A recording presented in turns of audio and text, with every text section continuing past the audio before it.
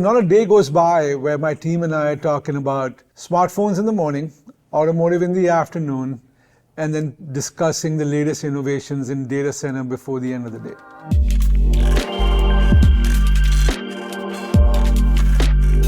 We engage with a wide variety of customers all across the globe and across all segments.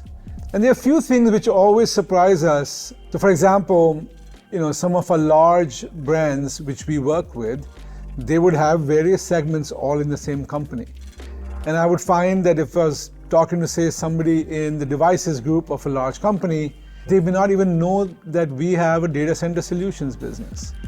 Or when I'm talking to a data center team in another company, they may not know that we have a leading solution in Wi-Fi and connectivity. The breadth of MediaTek's experiences always surprise people. The fact that we have multiple business segments doing multiple billions of dollars of revenue, and even in some of our biggest markets. And I think the second one is customers tell us that how responsive we are. They never realized our ability to collaborate and be responsive, almost put our own skin in the game as we build solutions for them across all the innovations or solutions they are trying to build.